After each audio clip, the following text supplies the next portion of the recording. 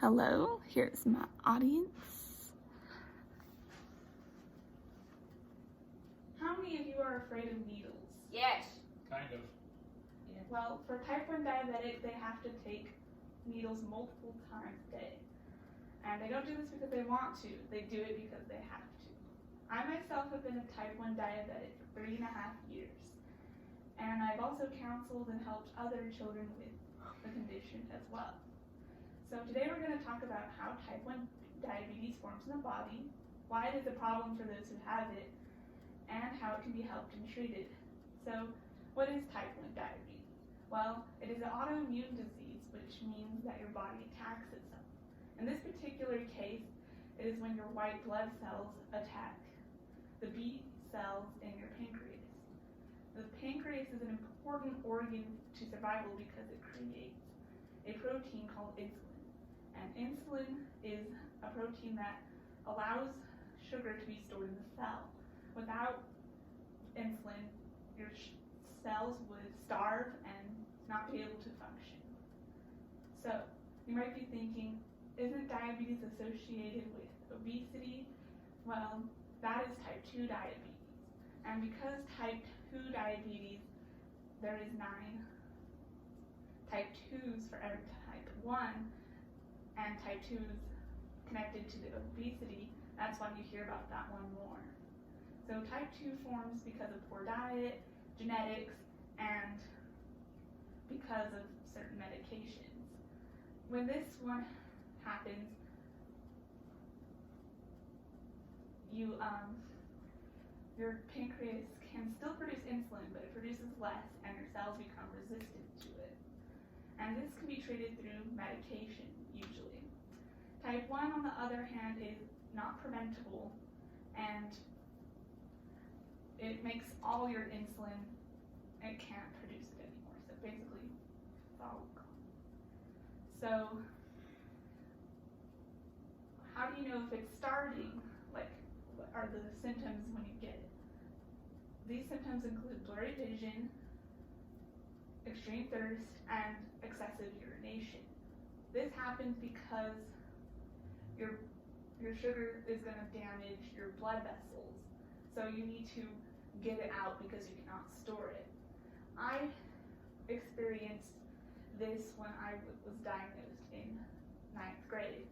I started the year not knowing what was happening. I just couldn't go to sleep. I had to go to pee a lot. I would beg my parents for root beer. I got late to several classes because I had to go to the restroom so much. At birthday parties, I couldn't see anything because my eyes went blurry occasionally. And we just thought it was stress. So if you see these symptoms, make sure you go to the doctor immediately. So how is this a problem for those who have this? Well, for those who have this problem, they have to deal with high and low sugars, hypo and hyperglycemia. For hypoglycemia, that is when your sugar gets too low and you take too much insulin. Insulin lowers your sugar, so you have to have sugar on you at all times in order to combat the low. And when you're low, you'll start feeling dizzy, shaky, and feel like you're going to pass out. When you have hyperglycemia, that means you've not taken enough insulin. This can cause headaches, long-term complications, and other things. So it's important to count carbs and take insulin for this. So how is this?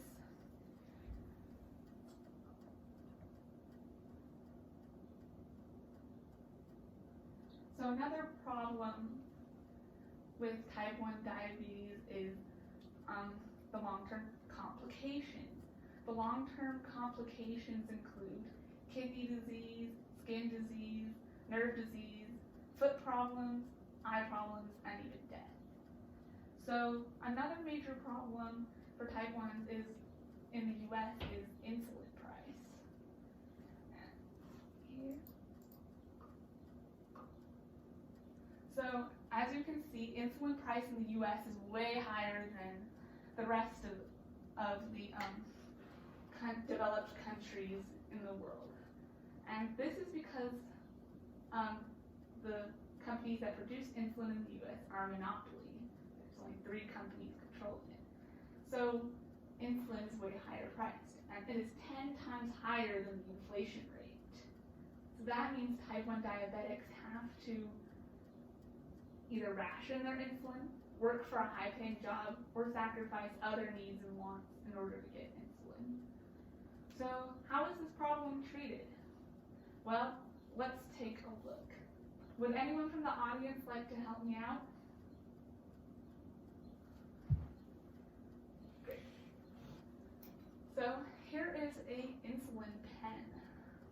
This is used to inject the insulin into the body, where you take a needle and put it on here and put it in. You have to do that multiple times a day. Or you can also wear a pump, which can be used to